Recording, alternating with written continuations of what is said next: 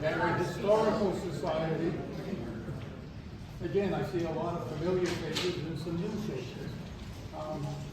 As you know, as a nonprofit, all our efforts are accomplished by fundraising and having different events.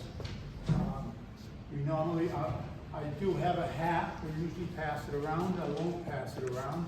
We'll just put it in the back. There's plenty of refreshments back there for all of you to enjoy. And if you could drop something in the hat, we certainly would appreciate it. So with that, I will turn the presentation over to Barre's own historian. We claim her at the Historical Society as our personal historian. But I think Lucy knows more about the town of Barre than anything. The good, the bad, the ugly. So with that, Don't ask me about the others. Lucy Allen. Thank you.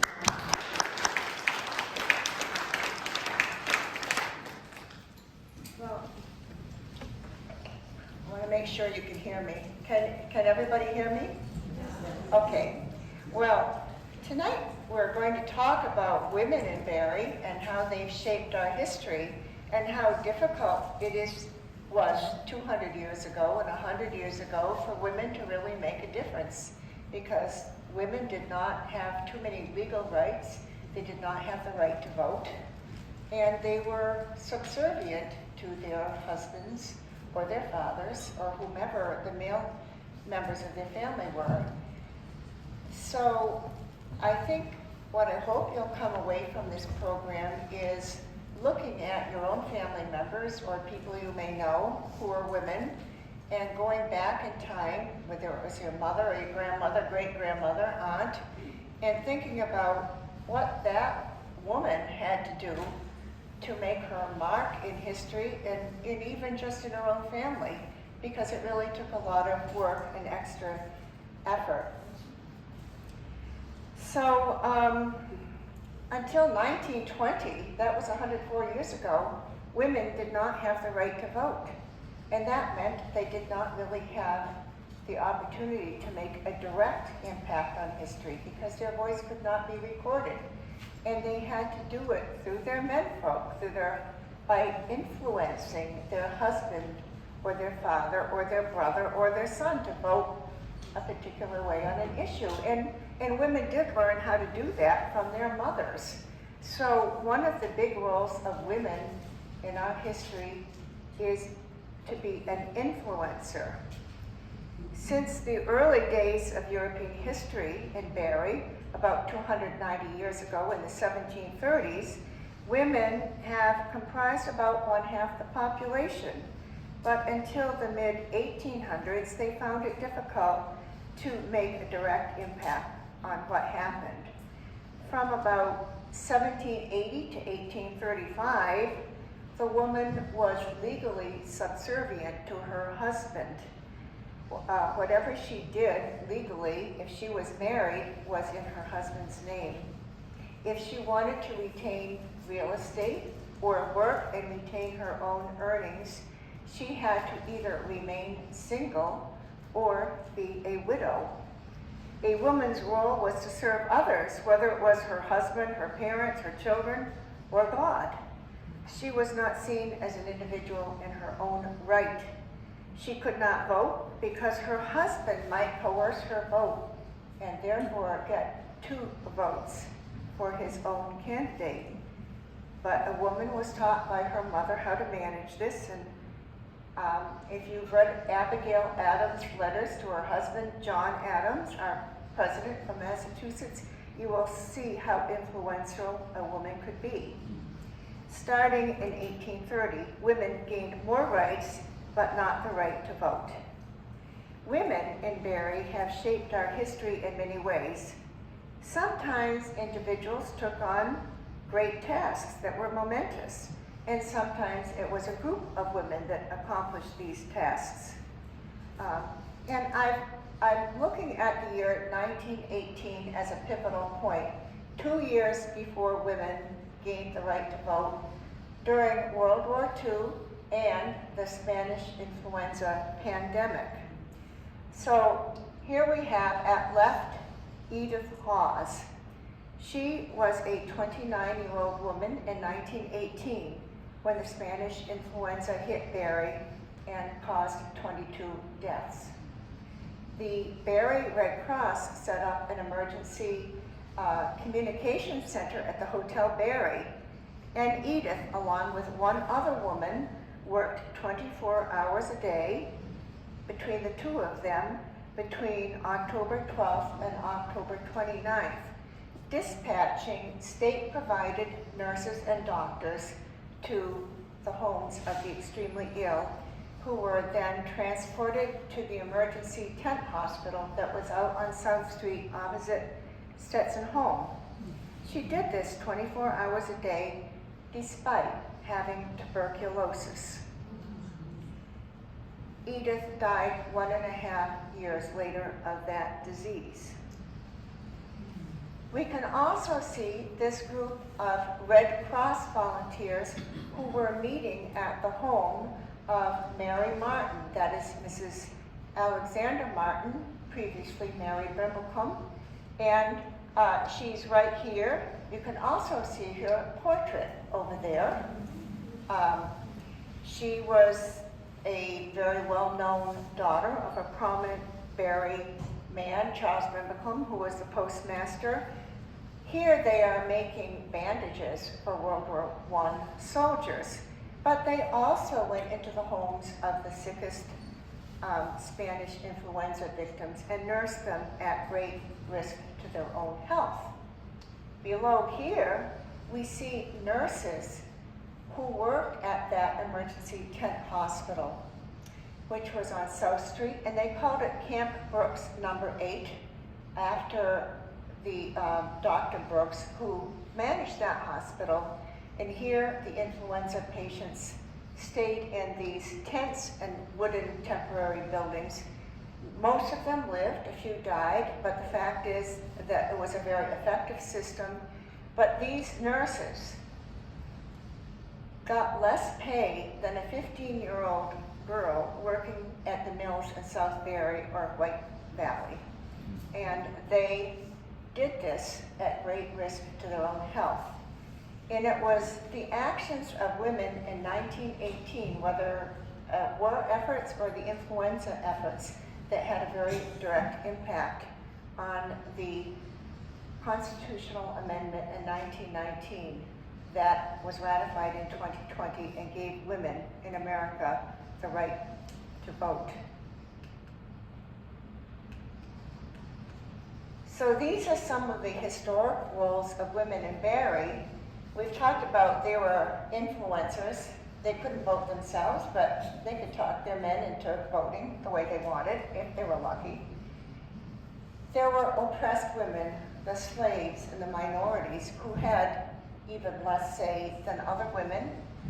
Teachers, almost all women were teachers, either as a mother or as a public school teacher, in which role they had to be single women or widowed. They were advocates. Although women could not vote themselves, they could advocate for causes such as temperance, which is non-drinking, anti-slavery, religious or women's rights values. And they could be artisans making skilled manual work products in their homes. As time progressed into the later 1800s and into the 1900s, they could work outside their home and retain their earnings. They could, in World War I and World War II, replace male workers in civilian jobs. And even after that, they started replacing men in traditional male roles, such as the military.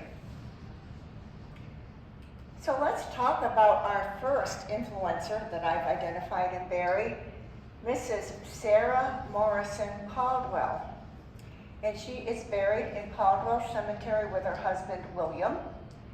And if there's one thing that's in common with our Barre female pioneers, is they tended to live like 100 years. I don't know why.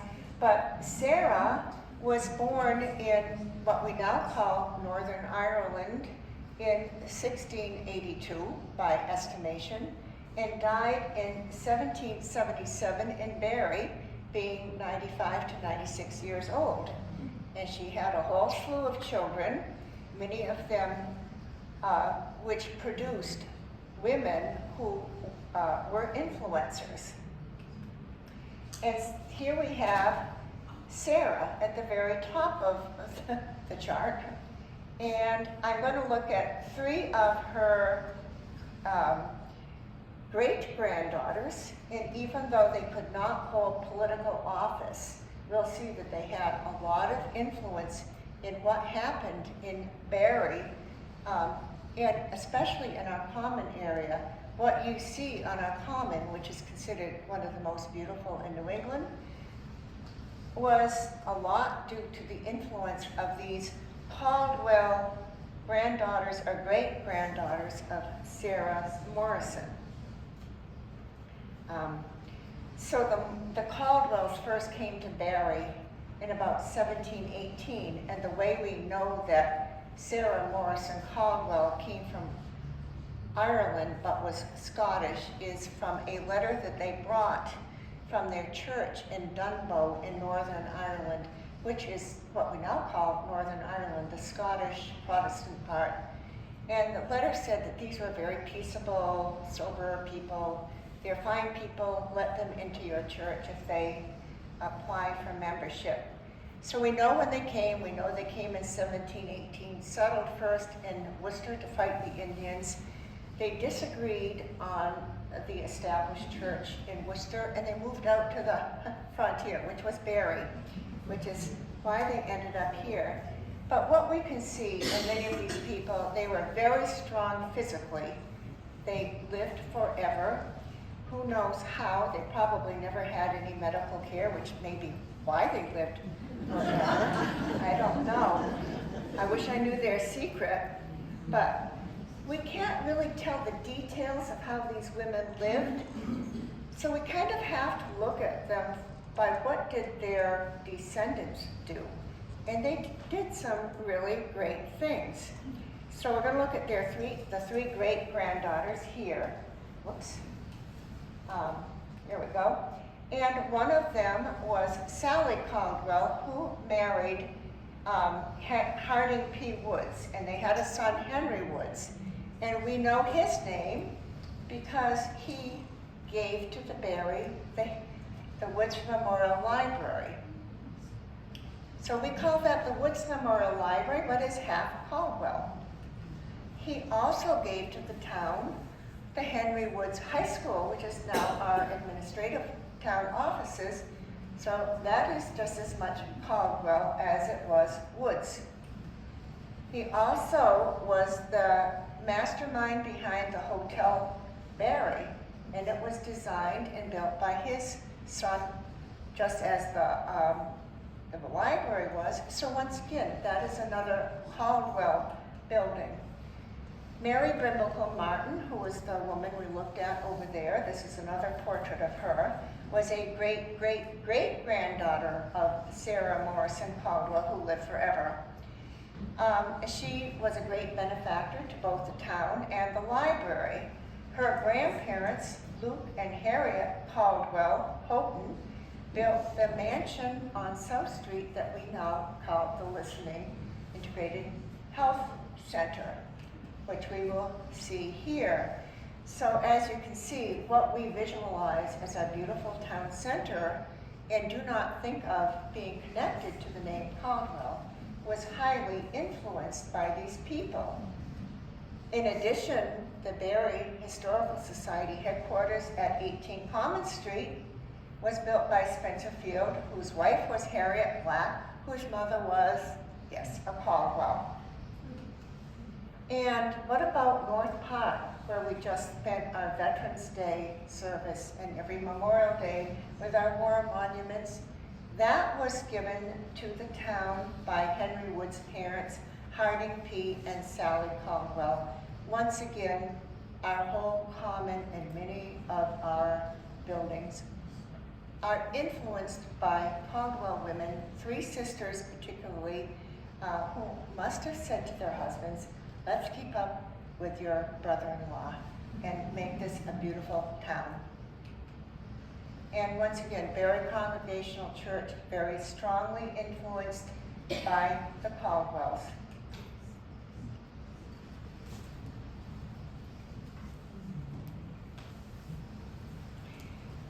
But now we get to the category of women whose names we barely know, and that's why I have a question mark in this picture frame.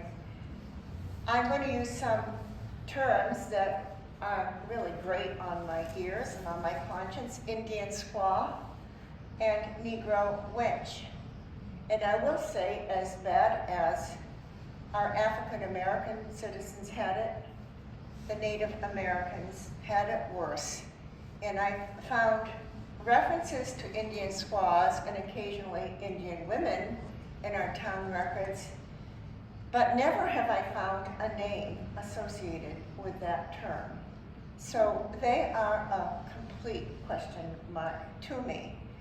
But in terms of African American women, we do have some really, really strong women to look at who influenced our decision. And as difficult as it is to trace any woman in New England because they could not hold public office, they could not vote, which is how we learn about men, it's even more difficult to learn about women that belonged to a minority group. We had enslaved laborers here in Barre from the beginning of our history. And Barre's own Quack Walker, an enslaved man, was the person responsible for freeing all enslaved persons in Massachusetts by judicial decision in 1783. And although slavery here in New England was somewhat different from in the Deep South, it was still obviously not where you would want to be. Some of our leading families of early Barre history used enslaved labor, including the Caldwells, blacks, and nurses, which were all interrelated Scots-Irish families. Slaves had no surnames, and when they were baptized in the name of their enslaver, so it looked like they were the children of the enslaver. Their parents were not mentioned in the baptismal records, and I've found no birth records of any of them. But let's talk about an enslaved girl named Katie. I estimate that she was born in 1766. In a story told by Barre historian Austin Adams in 1927, one of the sons of Timothy and Jane Caldwell Nurse of Barre went to Boston to sell produce, as he often did, and he bought a mulatto girl and brought her back on the wagon to Barre. Now, mulatto at that time meant a mixed race person, and it could mean a mixed African American, Negro person, or Native American, or white person. It could be any racial mix, so we can't make assumptions. She was described as being 14, and when Timothy Nurse died on July 10th, 1781, about a year after she was purchased, he mentioned her without a name in his will. He mentioned and left to his dearly beloved wife, among other things, 4 cows, 6 sheep, and the 2 Negro or mulatto girls. One of these girls was no doubt Katie. About 2 years later, in 1783, Katie was emancipated through the Quack Walker judicial decision that resulted from our man from Barre. So she kind of wandered around and ended up living up off of, if you go down South Street to where Adams Street branches off, down in the valley near Barre Plains, you see the hill going up there. There was an old road that came down called Coach Road, and she lived up there. She actually lived on land owned by Nathaniel Jennison, who was known as the man that so mistreated Quack Walker. But she married a guy named Nimrod Reed, and they had a son named Isaac. And she lived, a respectable life. She worked for people. And the deaths of Katie and Nimrod Reed were recorded in the books of the First Church of Barre. Nimrod died in 1814, described as a Negro of unknown age. Katie Reed died 190 years ago in 1834. She was described as colored, aged 68 or 70. And how do we know about them today? Partly from Austin Reed's story that was published in the Barre Gazette, but also because if you go into the very back left-hand corner of Adams Cemetery, you know where that is, you go down South Street, Adams Street goes down to Barre Plains.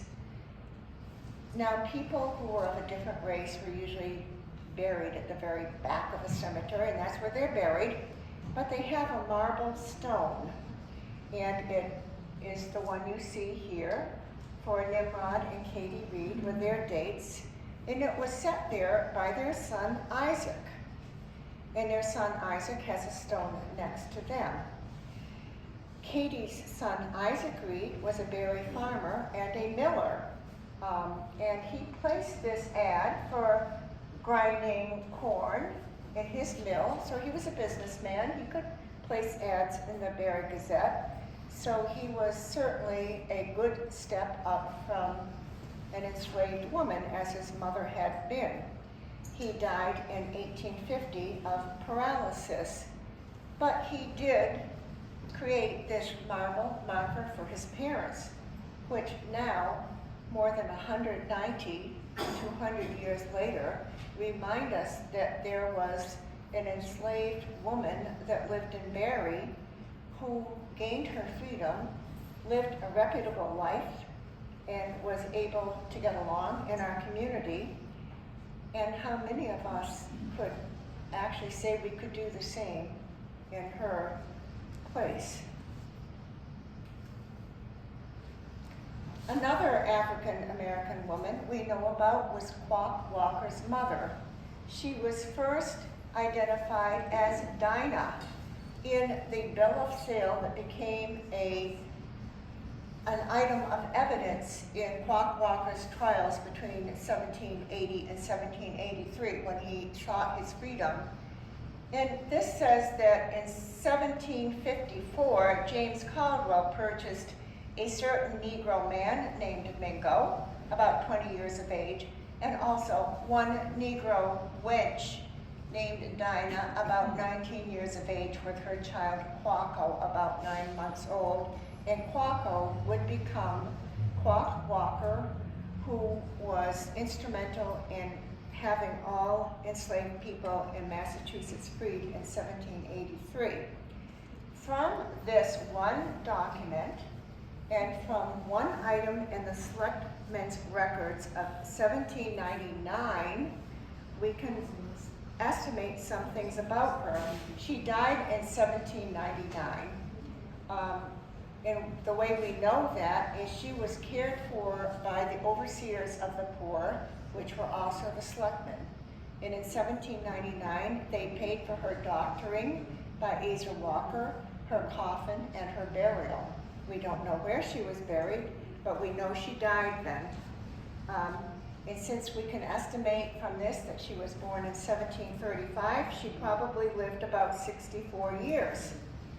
Now, usually a mother is mentioned in baptismal or birth or death records of the children, but with enslaved people or formerly enslaved people, that is not true. Their parents, their biological parents, were not important. It was their legal parent who was their owner, who was important. So she's not listed in any of them that I have found.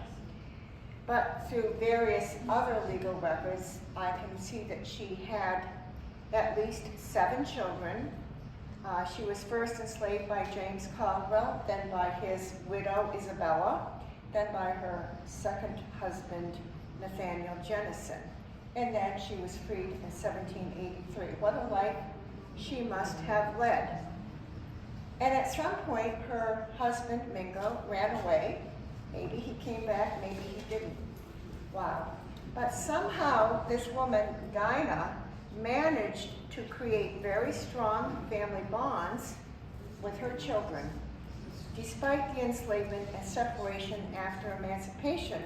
So although we know little about Dinah, we can draw some conclusions about her life from her children and her other aunts' descendants. So we know that she had two very brave sons, Quock and Prince. Quock, we know, fought Nathaniel Jennison when he and trapped him and beat him, and Quock assumed some legal battles that resulted in the emancipation of Massachusetts slaves in 1783. But Prince was the youngest child, born in 1774. He was only 9 when emancipation happened.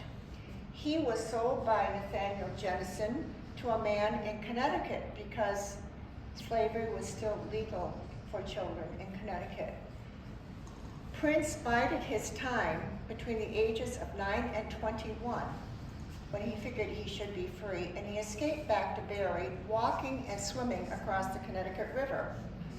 He purchased land in Barre and became a respectable farmer, and he had a large family. He lived on top of the hill above Gilbert Road up off the Burnshirt River, and he had to evade capture by fugitive slave hunters who could enact the Fugitive Slave Act of 1793. So these people had challenges we can't even imagine. But let's look at the offspring of Dinah's daughter, Mina, who married Peter Lewis in the 1790s, and they had a large family in Barre. But about 1821, they moved to Cambridge, Massachusetts to get better educational opportunities for their children. Dinah's grandson, Mina's son, Quock Walker Lewis, was named for his famous uncle, Quock Walker. He was a very well-known abolitionist and conductor of the Underground Railroad. A fourth generation descendant was George Washington Lewis Jr., who was the head steward at Harvard University, and all the white students that went there considered him really scary because he was so dignified and had such a sense of self. One of them tried to make small talk and said, "Oh, when did your family move north?" And George Washington Lewis Jr. replied, "Sir, my great-grandfather fought at the Battle of Bennington in the Revolutionary War. As you might know, that is in Vermont." So whether that's true or not, I don't know, but it's a great answer. A sixth-generation descendant of Dinah was the assistant director of the Cambridge Public Library. He went to Colby College and Simmons for his library degree, and in his younger years fought very hard for civil rights in Cambridge. So whatever Dinah did, she instilled this huge spirit and strength in her descendants. Now, teachers, we all remember our first grade teacher, right? Our second grade teacher. Most people can remember their teachers. Now, this is a teacher at Barre Center School in 1884, which I know because this was my great aunt Mary, who was born in 1777. I figure she's 7 years old. But look at the faces. Look at the age range from a 7-year-old to, look at this kid. The face on this kid. Would you want to teach this group of kids and some of these other older kids? They look pretty tough. So in the 1800s, Massachusetts had a structure of district schools. A state law passed in 1789 authorized each town to establish boundaries for school districts within the town because they wanted each kid to be able to walk to a school. Barre had up to 17 one-room schoolhouses, and this required hiring a lot of teachers to teach just a handful of children. So it was pretty difficult. These were called common or district schools, and they provided what we might consider an 8th grade education. The teachers were often young girls who had no training beyond the 8th grade, They were usually 15 or 16-year-olds who were between living at home and marriage, and they wanted to kind of spread their wings for a bit. Their wages were low. Often they married in their 20s, and when they married, they had to give up teaching because married women could not work and retain their earnings. So we're extremely lucky in Barre to have a preserved one-room schoolhouse, which we all know as number 4 schoolhouse out on Farrington Road. And it is just a beautiful, perfect example of a schoolhouse, and they weren't all that nice, believe me. And just a few weeks ago, the Barre Historical Society hosted a historical ghost walk in the number 4 school district, where we had a reenactment of some of the people that lived and died and were buried in the number 4 cemetery and went to the number 4 schoolhouse. Ruth Smith, one of our members, is like a 3rd generation descendant of Elizabeth Fitch Rawson Rice, who actually taught school there in the 1840s, almost 200 years ago. So we have a good basis for knowing what a school was like, but it was nothing like now. I mean, we have like, what, 180-day minimum term. They had 2 terms. They had a winter term, which was November through January, which was like 60 days, and a summer term that was April to July and was 37 days. So that's like 97 days. So if a kid went every day, he was going maybe 7 days over half of what a kid would do now. So we can see why education was a little bit different then, and the terms were not equal. Men taught the winter term. The longer term, that's when the big farm boys came in from the farms because they had nothing else to do. They were often in their 20s, and that would not work well with a 15-year-old girl. And the teacher had to cut the wood, feed the wood stove, shovel the walks, clean out the privies. So, you know, the winter term was a bit more difficult than the summer term, which was usually taught by the young girl who had 3-year-olds to 12-year-olds during the summer who were not able to work on the farm. So we're fortunate to have these portraits of 2 people that taught in our Barre public schools in the 1840s.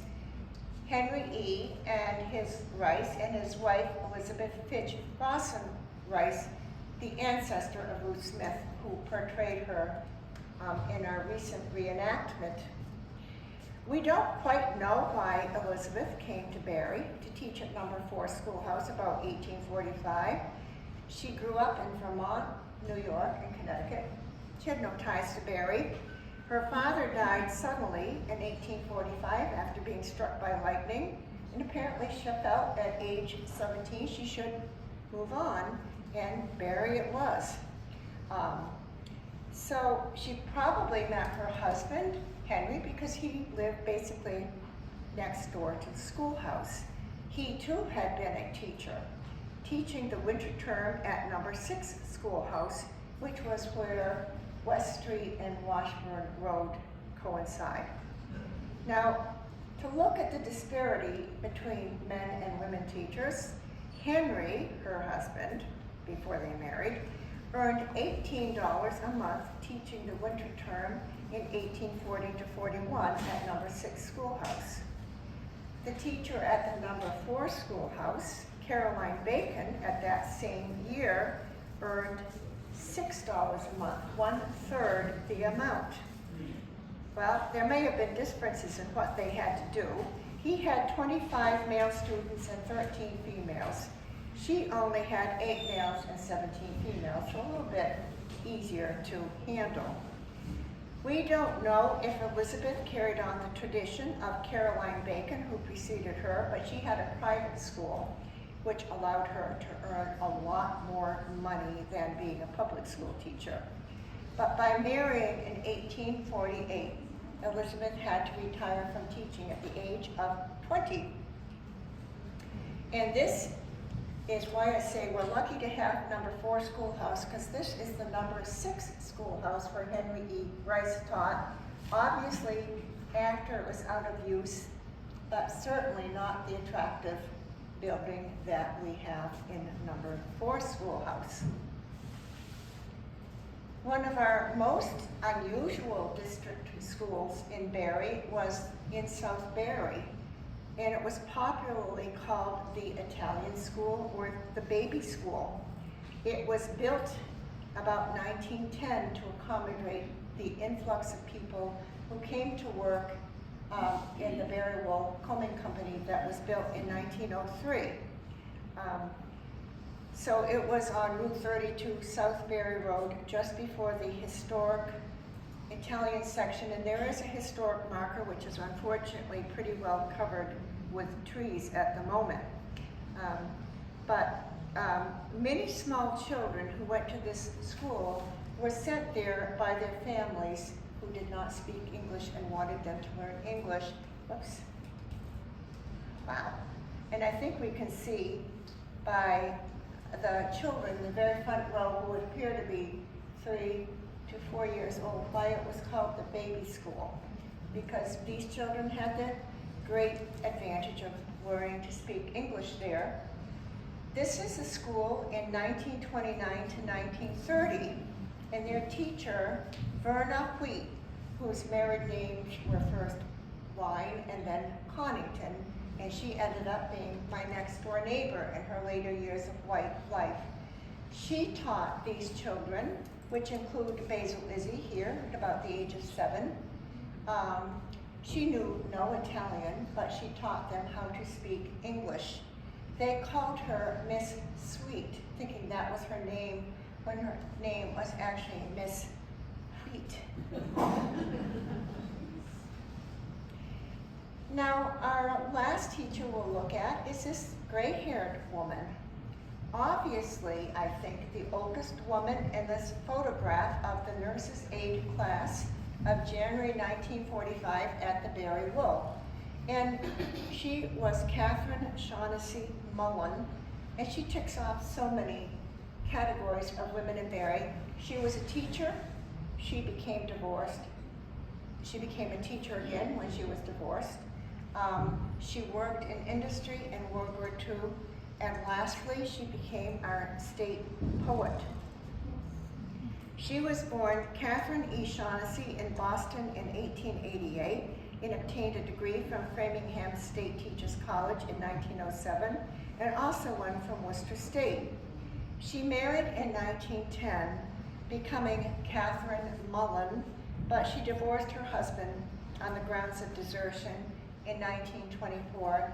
That made her a single woman again and eligible to be a teacher.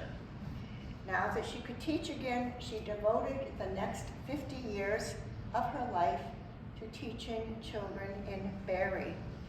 But she was forced to retire in 1957 because a state law set a mandatory retirement age for all teachers, not just women, of 70. But she wasn't ready to retire. For the next 10 years, she taught special education in Barre at Ruggles Lane School for absolutely no compensation. She retired in 1967 when she was 80 years old. Now, I remember Mrs. Mullen teaching at Ruggles Lane School, but I had no idea at that time that she was doing it for free, because believe me, she had a big job.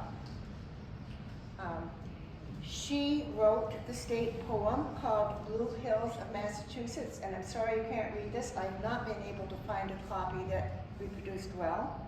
It was adopted as the official state poem in 1981. Catherine died in 1990, and carrying on the tradition of long-lived women in Barre, she died at the age of 102 years.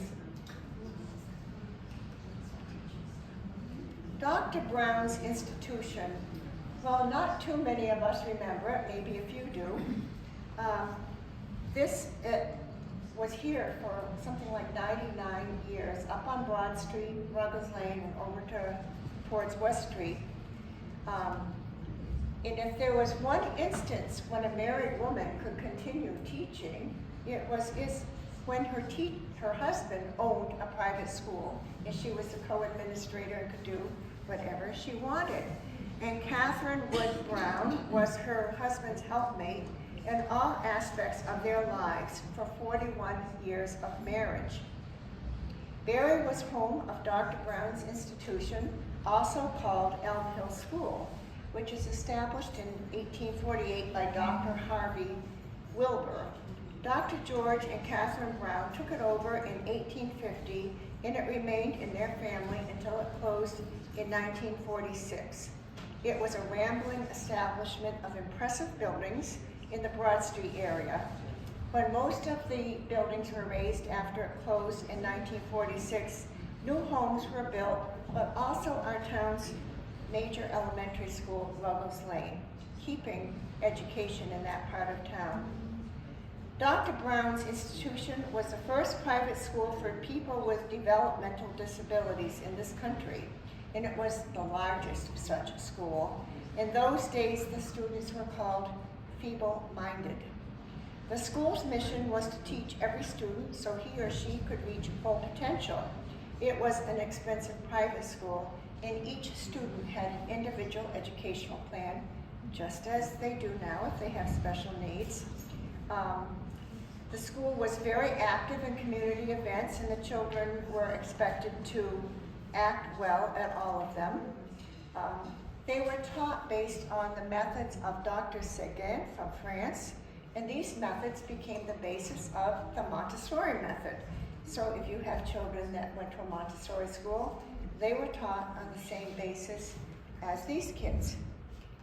So our first advocate is Catherine Wood Brown, Dr. Brown's wife, whose gravestone in Glen Valley Cemetery calls her his helpful wife or some such thing. She was much more than that. She was an acknowledged expert in the field of special education through her life. She was born in Mount Vernon, New Hampshire in 1828 and moved as a young child to Groton, Massachusetts, and obtained an excellent education. She married Dr. George Brown in 1850, and they moved to Barre to take over the school. She was very well known and a respected author and speaker on topics related to special education. She spoke all over the world. But she was also devoted to social issues such as women's rights and abolition. She did not shirk from physical danger. In 1863, she and Dr. Brown set out on an exciting and dangerous journey, first by train and then by riverboat down the Mississippi River. They were returning, at her family's request, a student named Lizzie into Confederate territory, which meant crossing battle lines where they were not allowed to go. This was a very dangerous journey, and Catherine recorded it in a diary which I purchased some years ago, and I've spent those years trying to interpret her handwriting. But what I do know about Catherine is that from that diary, she was interested in absolutely everything. It didn't matter whether it was fashion or politics or scenery, whatever, she had something to say about it.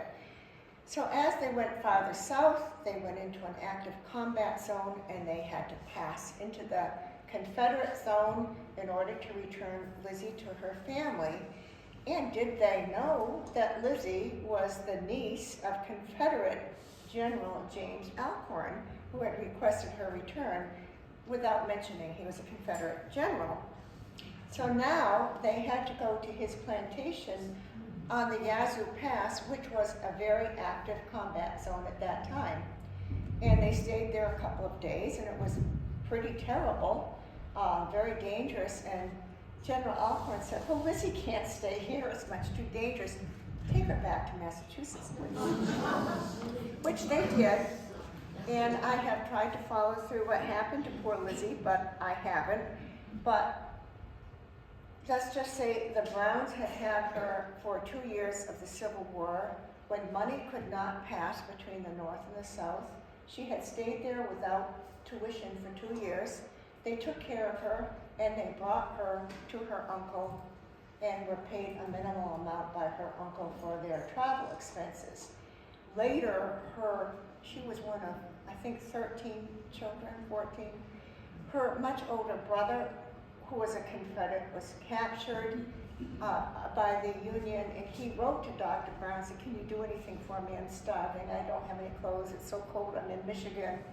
And Dr. Brown sent him clothing. So these people were just incredibly kind and open-hearted. We can only imagine what Catherine could have done had she been born 100 or more years later. Her skills in administration and her perception in politics could have brought her anywhere, but she could not do that because she was a woman. All of her obituaries noted her values of fairness to all and compassionate and excellent administrative skills. So I hope that we can remember this woman who none of us really know anymore, but the Dr. Brown School hired many women, and many women picked up on her wonderful traits on how to teach and treat people. So this definitely had a great impact on our town. Caroline Carey, wow, she was a poet. And like Catherine Wood Brown, she started out as a teacher and an advocate, but she decided never to marry so she could do whatever she wanted. Unlike Catherine Brown, who managed to do what she wanted and be married. So Catherine was born in 1819 in Barre, up in the number 4 school district, up on Christian Hill, Williamsville Road. She went to that school and she taught there starting at the age of 16. But what she became was a poet of abolitionist verse, which was published in The Liberator, which was William Lloyd Garrison's newspaper. And her poems were read all over the country and possibly in the world. And it swayed many people because she wrote about the evils of slavery. So she had a big impact on the country. When the war was over and abolition was a cause already won, she turned her sights to other social problems such as temperance and things like that. Now, she died at the age of 84 in 1904 and is buried in number 4 cemetery. But even when she was a very old lady, she was such a good teacher that her students came to visit her every year on her birthday, even into Worcester. Now let's look at Mary Garland. Who's ever heard of Mary Garland? I bet nobody has. She was an Irish immigrant woman who only lived here a few years, but she was the first person to practice Roman Catholicism in Barre. Now, let's look at this picture. This is South Street coming toward the center of Barre, down Moulton Street where Barre Pizza is now, and then down James Street. This used to be the Naquag Hotel, and that was actually the first St. Joseph Church, which was a brick building, and behind here was Mary Martin's house, which was listening now. And in 1896, there was a raging fire that took out this building and that, and slightly damaged hers, but the center of town was saved because just a year or two before that, Barre had instituted a fire hydrant system, so the fire was much less destructive than it might have been. Mary Garland came to Barre about 1830 as an Irish immigrant, and we're fortunate that her daughter erected a gravestone in Lincoln Cemetery after Mary's death in 1843. Otherwise, I couldn't have figured anything out about her with a name like that. It was very common. It states, Mrs. Mary Garland died April 22, 1843, aged 52, native of Ireland, County of Monaghan, town of Killarney, erected by her daughter, Mary. She was born Mary McMahon, as I found, about 1791, and she married first and again. She had a couple of children, and I don't know if her husband got to America with her, but she and a couple of children were here by 1830. She rented a house on Hubbardston Road, the second one on the right, currently numbered 50, I think. And she decided in about 1837 to invite a Roman Catholic priest to Barre to say Mass in her home for her fellow Catholics. The visiting priest was named Reverend James Fitton. And if you've heard the name Fitton before, it might be because you've heard of Fitton Field in Worcester, the home of the Holy Cross Crusaders. Well, Father Fitton, who came to Barre in 1837, was quite famous as a pioneering Roman Catholic priest in New England. He came to Worcester in 1834 and apparently branched out to Barre shortly after that.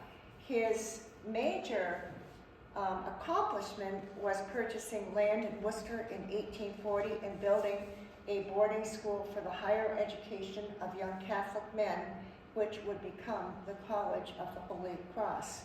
And that was the first priest who said Mass in Barre.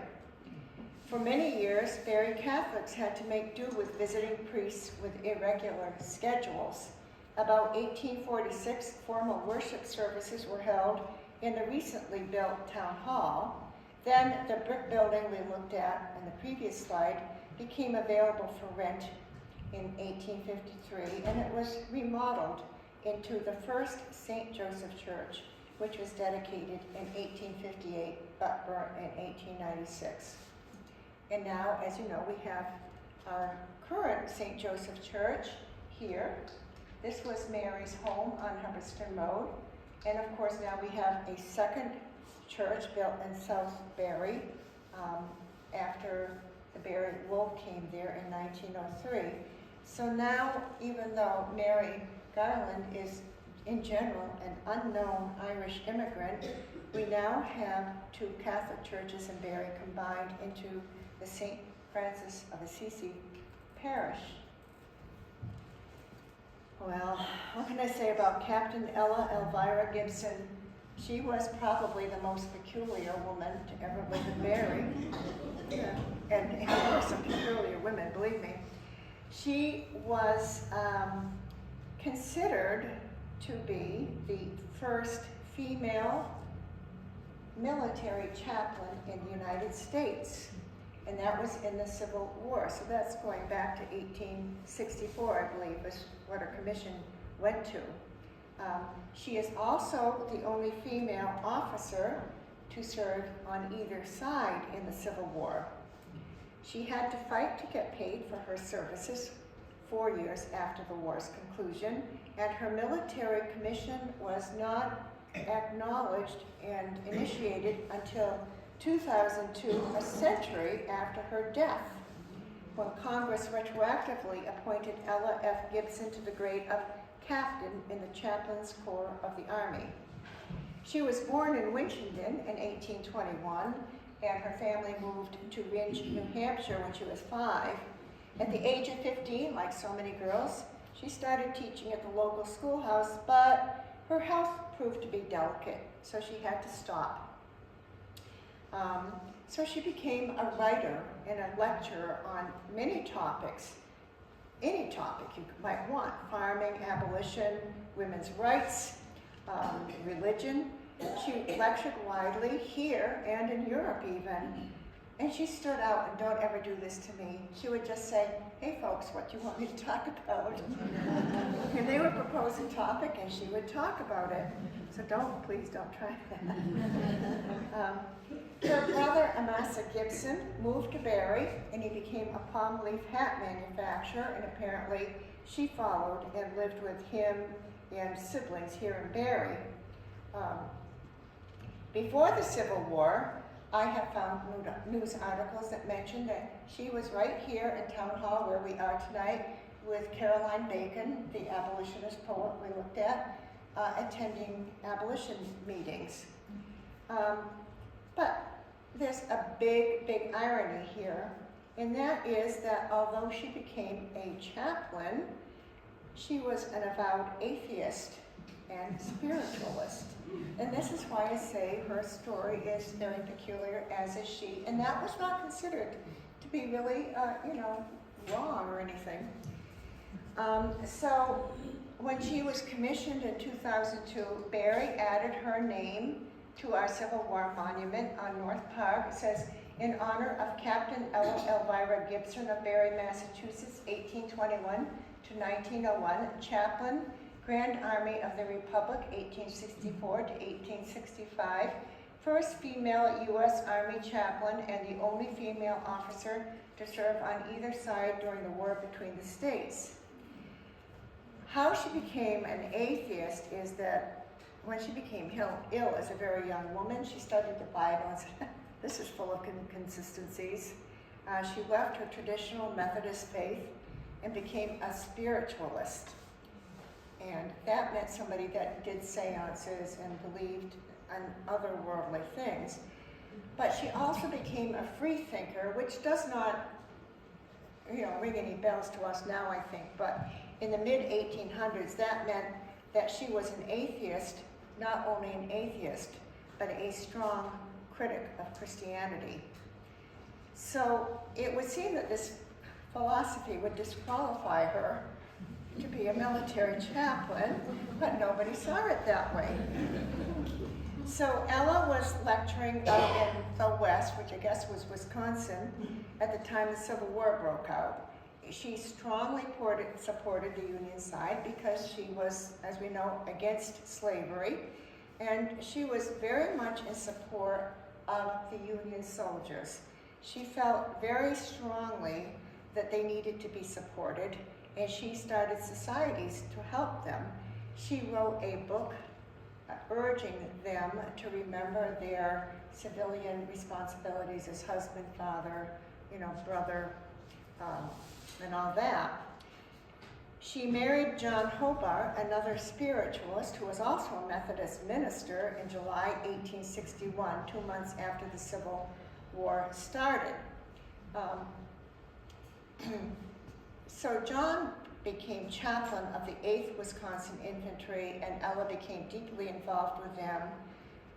But then she became elected the chaplain of a different unit, the 1st Wisconsin Heavy Artillery, and she actually went into service with them in the South and got malaria there and went through quite a bit.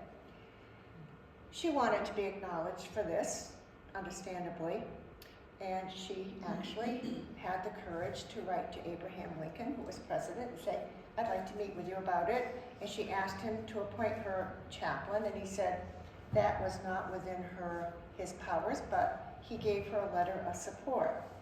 In 1869, a joint resolution of Congress resolved that she should receive the full pay of a chaplain for the time during which she performed those services. She and her husband divorced. She came back to live in Barre and resumed the name Gibson. She spent the last 30 years of her life living quietly here in Barre, lecturing and writing, and she died in 1901. But she continued being peculiar for those days up to the time of her death because she ordered that her body be cremated, which nobody did.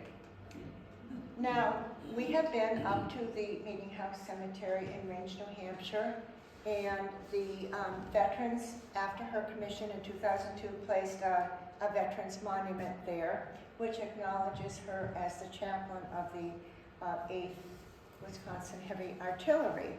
So this was 100 years after her death. A military appropriations bill in 2001 of the 107th Congress, Senate Bill 1438, became public law, and she was posthumously granted the grade of captain in the chaplain corps.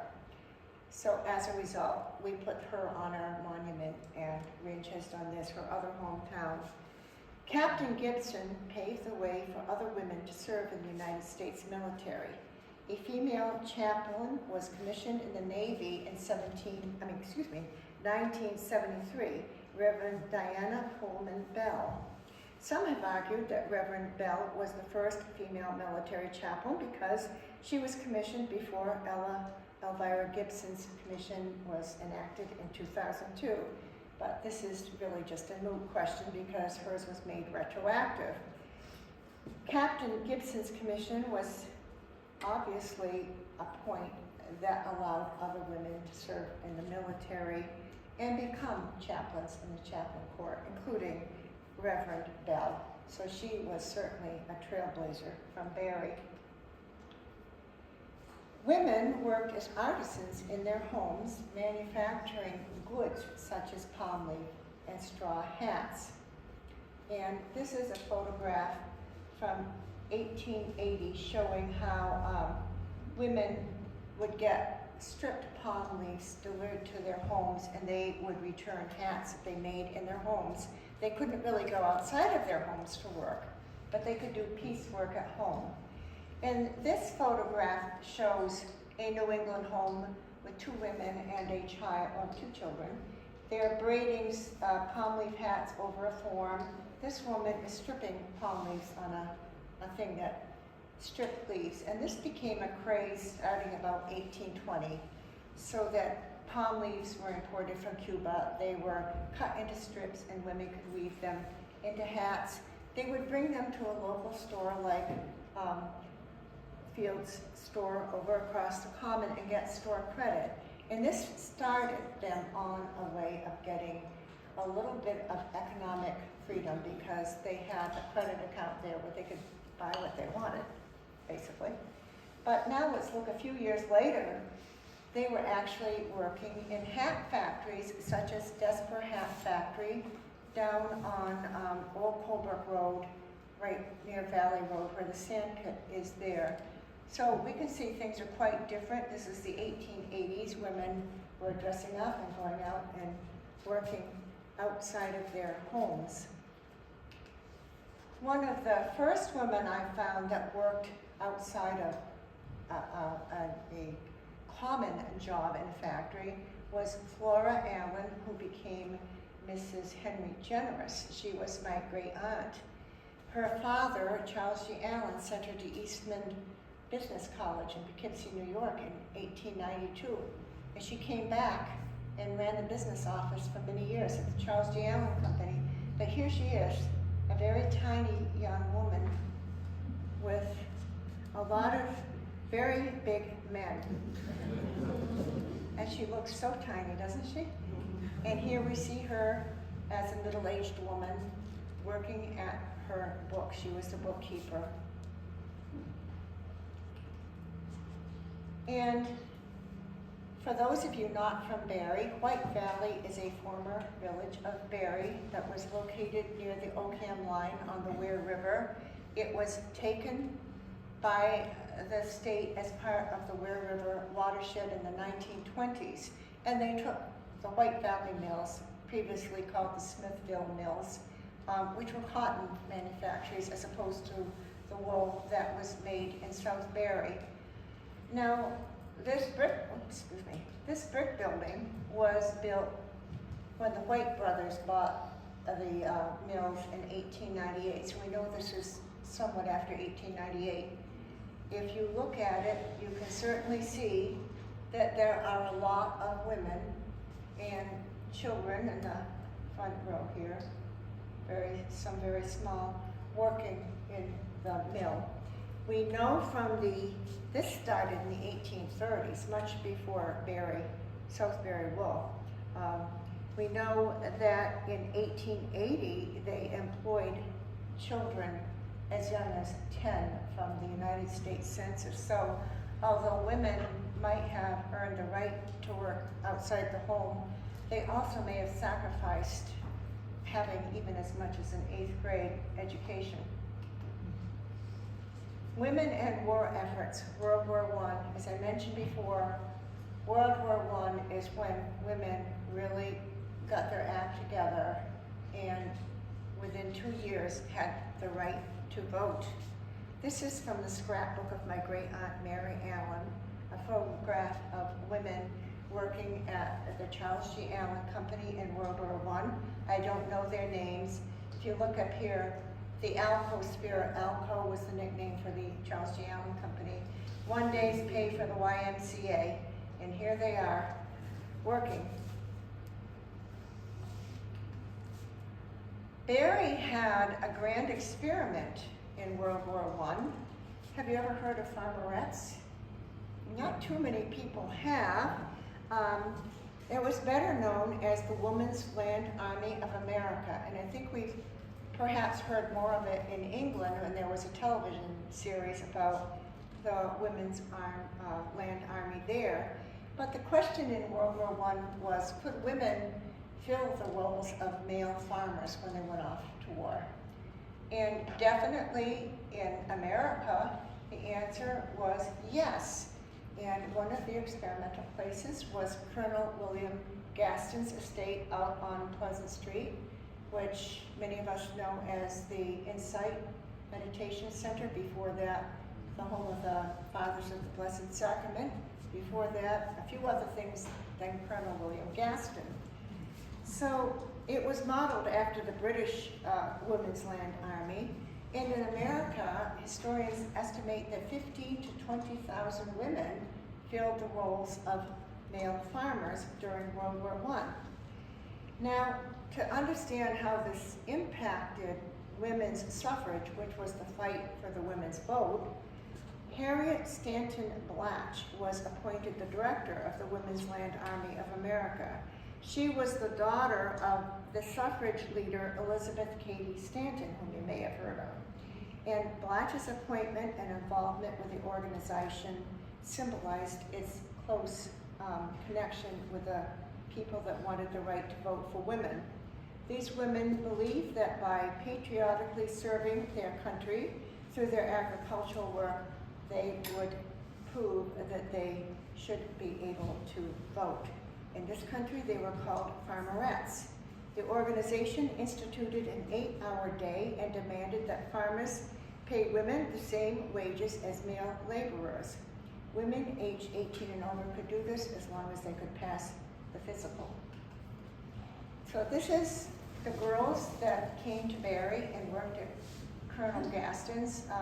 We have the diary of Carolyn Brainerd, the fourth from the left. She wasn't from Barre, none of these girls were, but they came here to work in the spring and summer of 1918.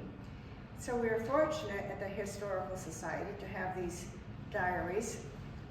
Carolyn Brainerd, like most of the farmerettes, was a somewhat privileged college student who could afford the 2-week training session and afford not to work at a munitions plant where she would have gotten more money. So her twin sister did not join her, but she and these other girls came to work at Colonel Gaston's 1,500-acre estate in Barre. And her journal is a very valuable basis for knowing what these girls did. And it's also somewhat girlish. They worked very hard, ate very, very well, and had plenty of time to attend dances, band concerts, and to go on adventures to Pottapock Pond. And they sometimes joined Colonel and Mrs. Gaston at the mansion. They stayed on cottages there. Carolyn Brainerd married Donald Nickerson, and she died in 1992 at the age of 94, keeping on our tradition of women who came to work in Barre living a very long life. This is how Colonel Gaston's mansion looked back then. He built it in 1912, so when they came in 1918, it was, really pretty new, in 1,500 acres, so it was very big. Gaston was extremely rich, as was his father, who had been the mayor of Boston and governor of Massachusetts, so they could basically do what they wanted, but Gaston's point was to prove that a farm in Massachusetts could be profitable because most of them were not. So I'm going to read a little entry from her diary. The pond or river you will hear mentioned is Gaston's Pond on Mill Road, and she also talks about Lilac Lane, which some people still call it, and in addition to doing these other things, the girls plowed with horses, packed wool into bags, harvested crops, and cut the lawns for the Gastons. This is her entry of May 15, 1918. We had a good breakfast, fried potatoes, meat, cold sliced pudding, fried bacon, and coffee. About 10:30, Mr. Clapp, our superintendent, came for us, and with him, we set out to drive 350 sheep to pasture We went as far as the barn in the truck. Then we got out and hiked up regular football fashion to head off the sheep. When the super opened the gate, some fun, every sheep ran in a different direction. Finally, after shooing and chasing them for all we were worth, we got them started in the right direction. Most of them followed 3 leader sheep, but some few would stray. A few of the old sheep that had gotten poisoned on sheep laurel a few days ago couldn't make the trip. So we let them stay laying down and went back and picked them up in the truck. We drove the animals up hills, through the swamps and brush for about a mile or so. Then after we had them all safely in the pasture of 18 acres, we found the whole bunch of them had gotten out. We drove them back over the stone wall and got some men to mend the fence. Our labors being over for the day, we drove our truck to the garage in the village. Incidentally, everybody gazed and laughed at us in our farm clothes. We didn't mind. I calmly walked in the stores and made a few purchases. Then Mr. Clapp brought us back in the Ford touring car. And this photo of the farmerettes, and you can just barely make some figures out, herding the sheep at Colonel Gass's farm was published in the Boston Sunday Post on July 17, 1918. I assume they did this just about every day. For supper, we had wonderful biscuits and 4 big bunches of asparagus. I really never saw as much asparagus at one time. We had blueberries and tea for dessert. After supper and dishes were over, we walked down the path lined with purple and white lilacs on either side to the river, which is Gass's Pond. It certainly was a wonderful sight. Fish were jumping everywhere, and some people were drifting lazily in a rowboat, making a very picturesque view. When we got back, we were tired enough to enjoy a good night's sleep. Through the efforts of women like Catherine Wood Brown of several generations previous, and of girls like Carolyn Brainerd and the Farmerettes, Congress passed the 19th Amendment to our U.S. Constitution on June 14, 1919, less than 1 year after this photo was published. It was ratified on August 18, 1920. So 104 years ago, women got the right to vote. And we have a lot of women, even just college girls that went running after sheep, to thank for that. World War II was a somewhat different situation. Women already had the right to vote, so they had a little more say in what they did. Many of them had automobiles or driver's licenses. They had more freedom. But one thing that I was pretty astounded about was that until 1942, as the result of special wartime legislation, women could not work the 2nd or 3rd shift at a factory. Right, so women could only work the 1st shift. At the Barre Wool Combing Company, they got a waiver so that women could work the 2nd and 3rd shifts, but women had to be 30 years or older. Now, and at the Barre Wool Company, they called them the Lady Nighthawks.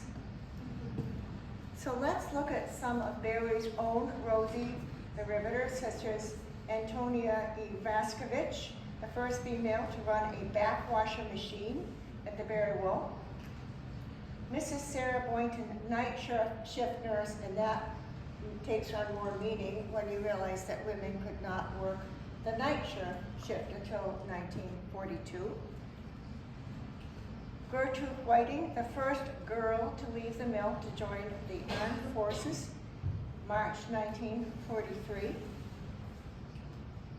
Mary Capello and Helen Valinsky, demonstrating safety procedures, March 1943. Mary on the spindle ends of doffing, and I have no idea what that means, but it sounds dangerous. And also we have Helen doing something that could take off your fingers. Once again, look at the ages of these women are older. They had to be over 30. Anna Krukas, Sophie Massitis, Jenny Winters, and Anna Kinkus. In January 1944, were on the third shift combing.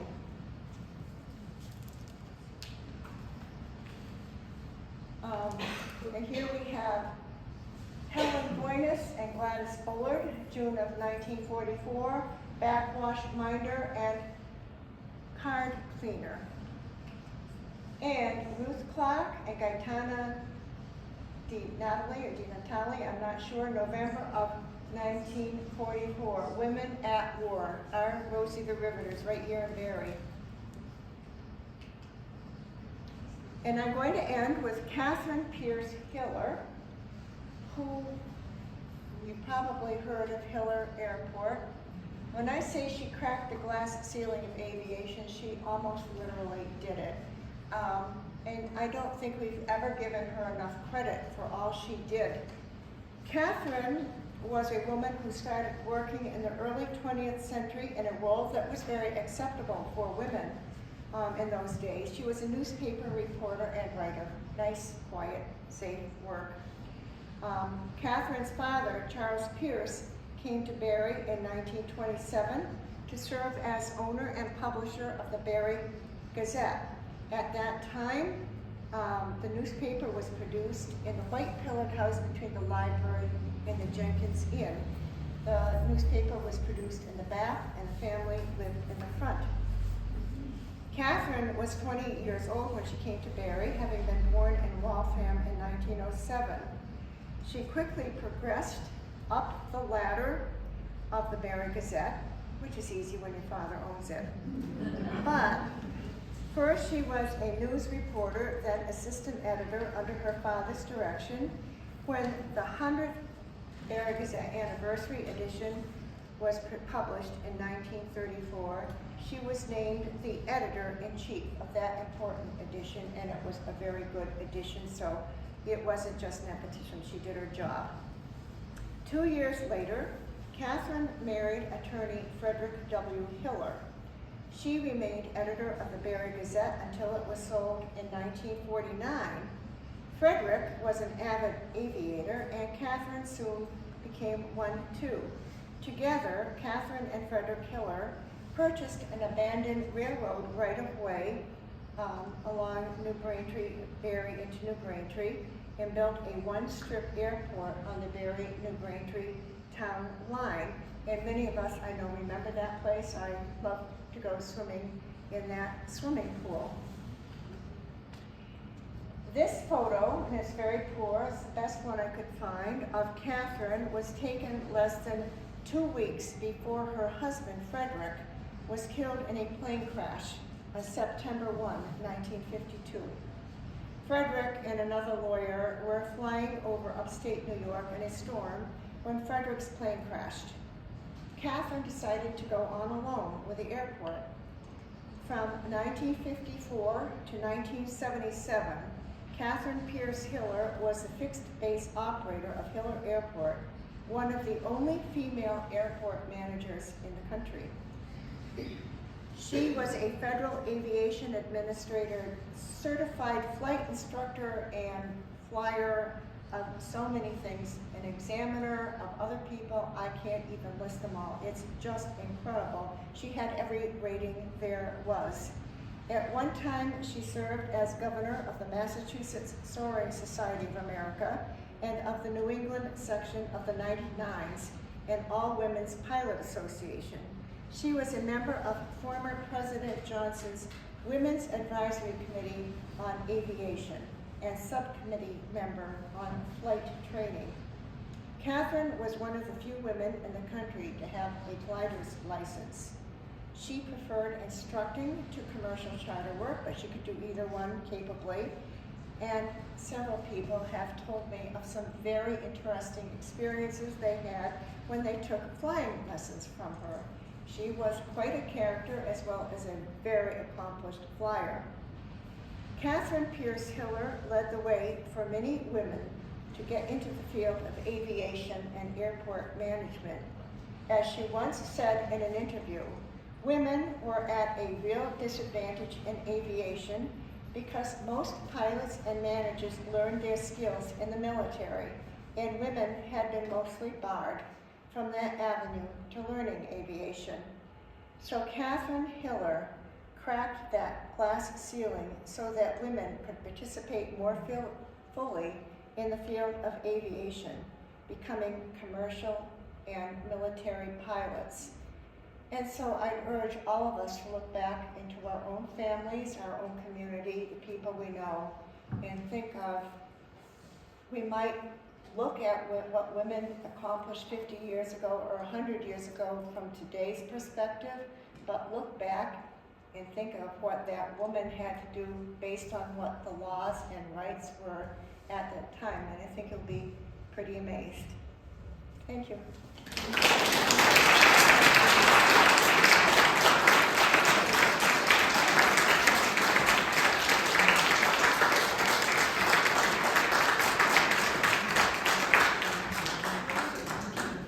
Lucy, Yes. why don't you have that slide up about Catherine Hiller? I have some good stories to tell you about her.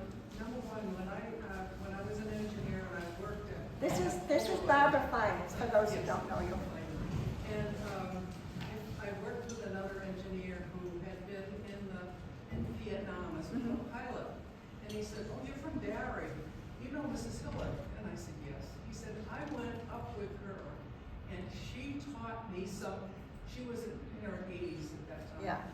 She taught me some tricks that I never knew. So there's a good combination.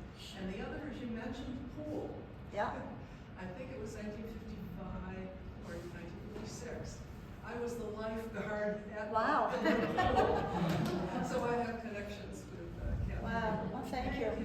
Thank you I for did sharing. too. I was a lifeguard. Oh, She was my how many boss. else were lifeguards there? How many took its flight instruction from her? I mean, I've heard I recall seeing her around town. I never interacted with her personally, but just reading about all these flight ratings she had and instrument. I mean, I don't understand any of it except to know that she had to be an incredible flyer to get all of those ratings, an incredible instructor. And I know that she did some crash landings that were controlled and everybody lived, and that's pretty unusual too. Yeah. Anybody else? We have some pictures here. These are just very representative of what women did in Barre. I know someday I'd love to have a full gallery of every picture I could of every woman that lived in Barre and what they did, and a story to tell about them. That's long-term, big-time project.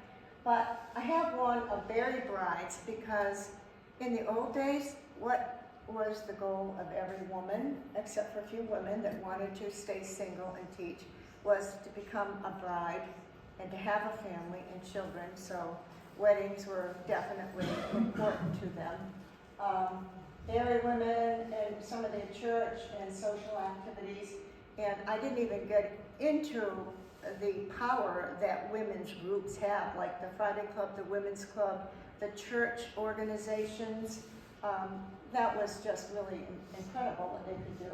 And then some of Barre women at work in jobs we don't think about as being telephone operators.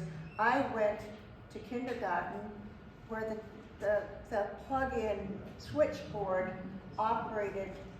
You had to actually call the operator and have it plugged in to the switchboard, and that's where I went to kindergarten. And our gold star for the day, if we did well, was to sit on the lap of the operator and plug that thing in. And I mean, I'm old, but I don't consider myself ancient, but that's how when we think back, what did women do? It's just amazing. So thank you all for coming.